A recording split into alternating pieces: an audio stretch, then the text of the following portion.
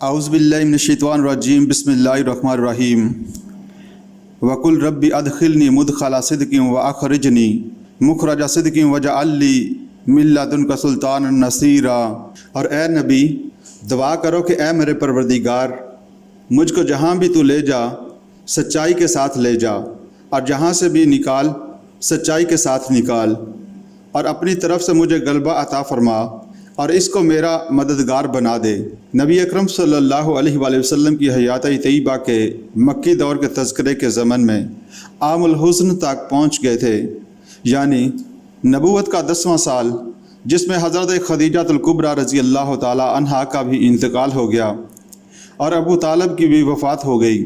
نتیجتاً سرداران قریش کے حوصلے بہت بڑھ گئے اور در الندوہ میں نبی اکرم صلی اللہ علیہ وآلہ وسلم کے قتل کے مشورے شروع ہو گئے۔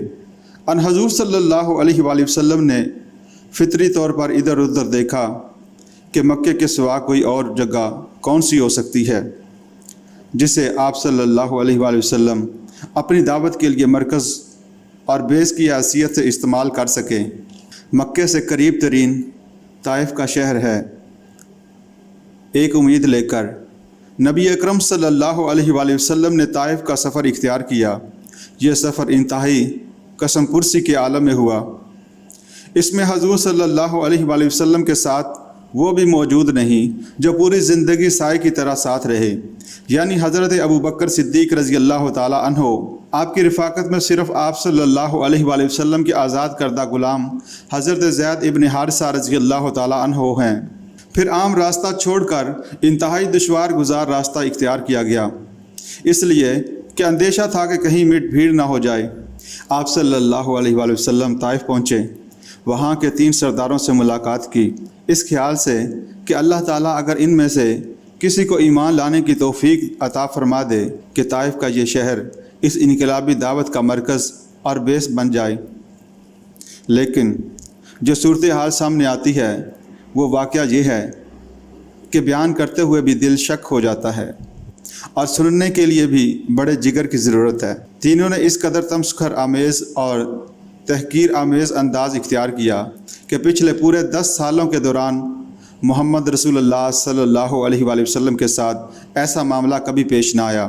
نقل کفر نہ باشد کسی کہنے والے نے یہ کہا کہ اگر اللہ نے تمہیں رسول بنا کر بھیجا ہے تو وہ گویا خود کعبے کے پردے چاک کر رہا ہے۔ کسی نے کہا کہ میں تم سے بات بھی کرنے کے لیے تیار نہیں، اس لیے کہ اگر تم سچے ہو اور واقعتاً رسول ہو تو ہو سکتا ہے کہ میں کہیں توہین کا مرتکب نہ ہو جاؤں اور عذاب خداوندی کا میں نوالا بن جاؤں، اور اگر تم جھوٹے ہو تو جھوٹے اس قابل نہیں ہوتے کہ انہیں منہ لگایا جائے۔ کسی نے بڑے ہی تمسخر اور تحقیر کے ساتھ کہا کہ کیا اللہ کو تمہارے سوا کوئی اور شخص نبوت اور رسالت کے لیے نہیں ملتا تھا؟ اور صرف اسی پر اکتفا نہیں کیا۔ جب حضور صلی اللہ علیہ وآلہ وسلم بظاہر حوال مایوس ہو کر لوٹنے لگے تو انہوں نے کچھ گنڈوں کو اشارہ کر دیا، اوباش لوگ حضور صلی اللہ علیہ وآلہ وسلم کے گرد ہو گئے۔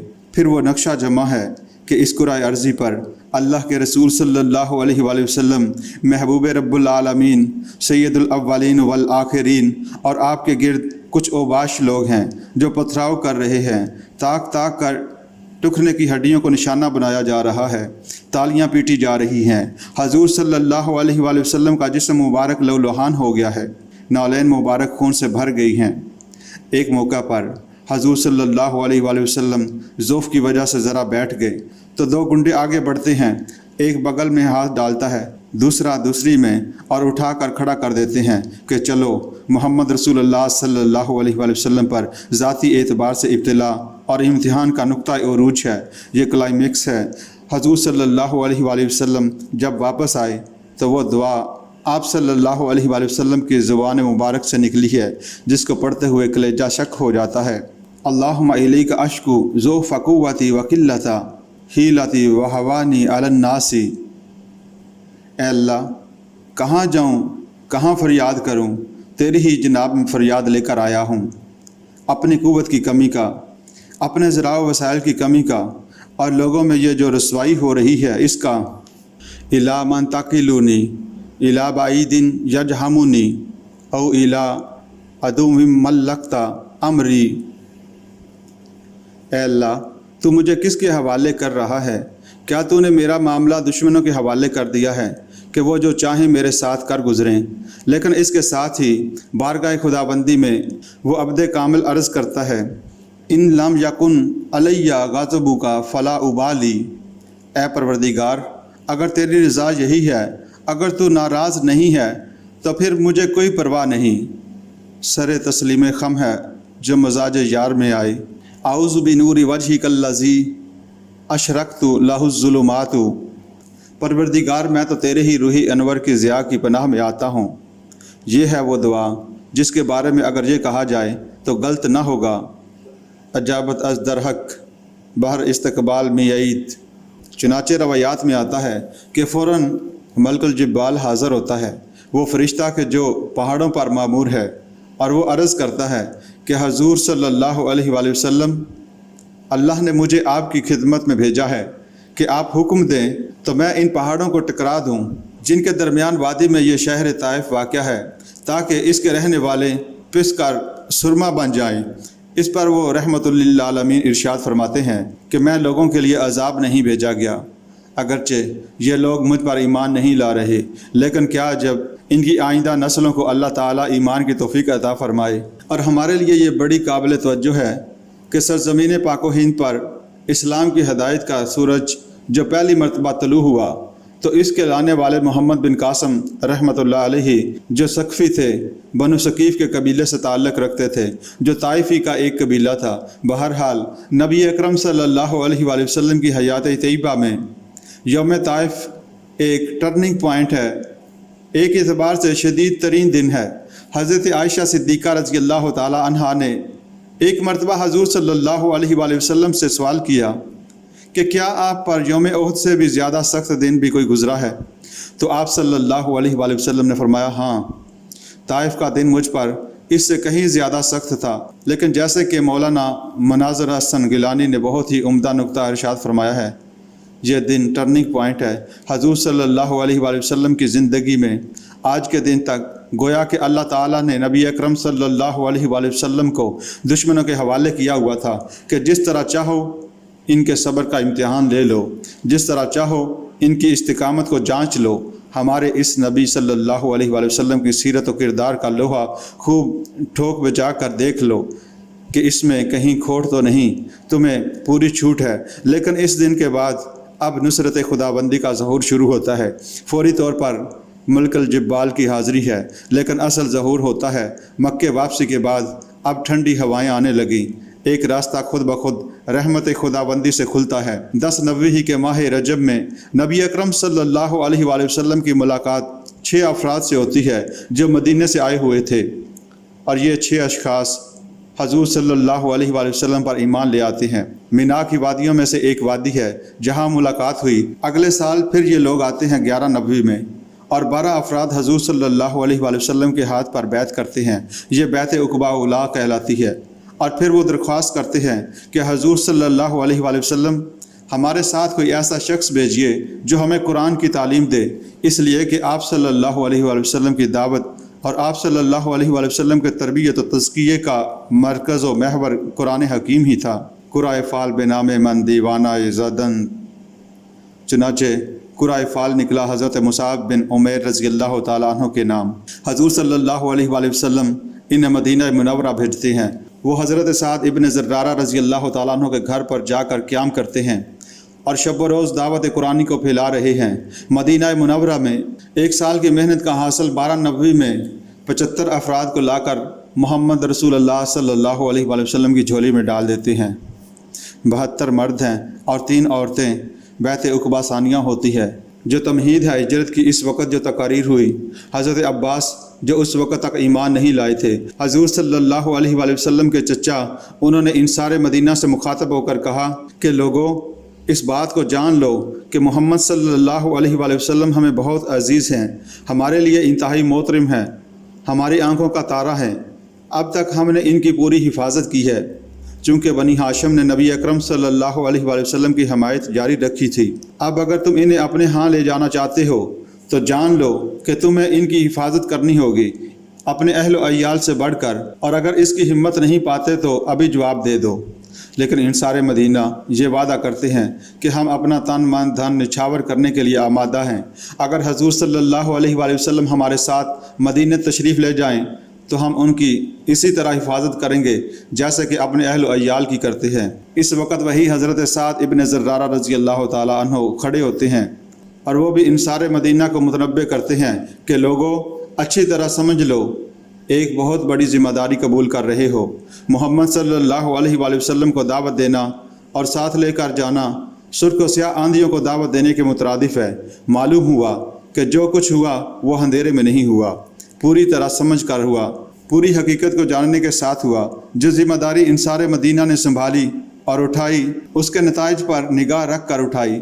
بہرحال یہ 12/90 میں جو بیعت عقبہ ثانیہ ہوئی، یہ تمہید بن گئی ہجرت کی۔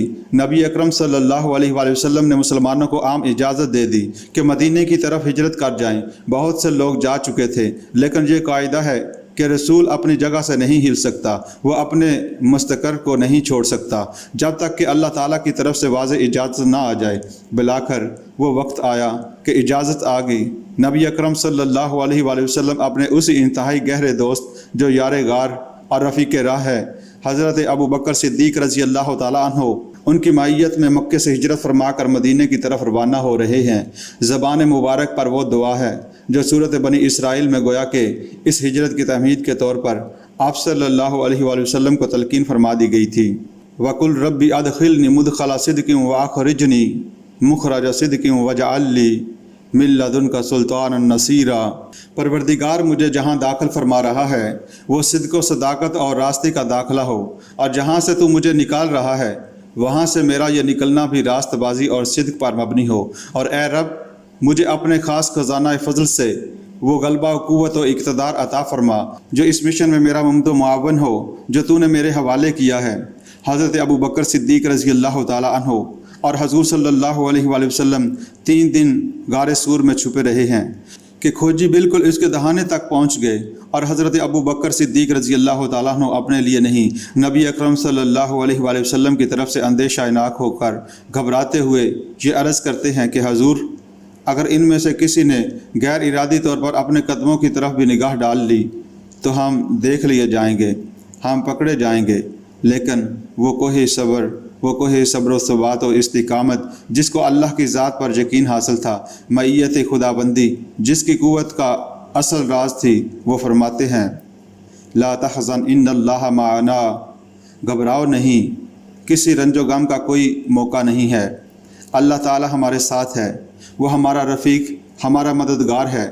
بہرحال یہ بات سمجھ لینے کی ہے کہ ہجرت مدینہ کے نتیجے میں محمد رسول اللہ صلی اللہ علیہ وآلہ وسلم کی انقلابی جدوجہد ایک بالکل نئے دور میں داخل ہو گئی۔ اگر جدید انقلابی اصطلاحات کو استعمال کیا جائے تو پیسیو ریزسٹنس کا دور ختم ہوا اور اب ایک ایکٹیو ریزسٹنس کا دور شروع ہو رہا ہے۔ اب تک حکم تھا کہ ہاتھ باندھے رکھو، ماریں کھاؤ، لیکن جھیلو، صبر کرو اور برداشت کرو، ریٹیلیٹ کرنے کی اجازت نہیں ہے۔ ان کو حکم دیا گیا کفو ایدیکم، اپنے ہاتھ باندھے رکھو، تمہیں دیکھتے ہوئے انگاروں پر لٹا دیا جائے، لیکن پھر بھی تمہیں اجازت نہیں کہ مدافعت میں بھی اپنے ہاتھ اٹھا سکو، تمہیں ہلاک کر دیا جائے، شہید کر دیا جائے، تمہیں اجازت نہیں کہ اپنی مدافعت میں ہاتھ اٹھا سکو، لیکن اب وہ ہاتھ کھول دیے گئے۔ سورۃ حج کی یہ آیت مبارک اس مرحلہ پر نمایاں ہو کر سامنے آتی ہے۔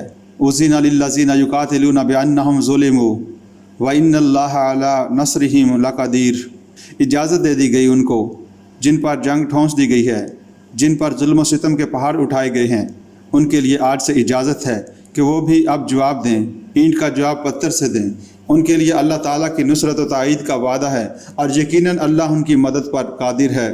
الذین اخرجوا من دیارہم بغیر حق الا ان یقولوا ربنا اللہ، ان کا جرم اس کے سوا کچھ نہیں کہ انہوں نے خدائے واحد پر ایمان لانے کا اعلان کیا۔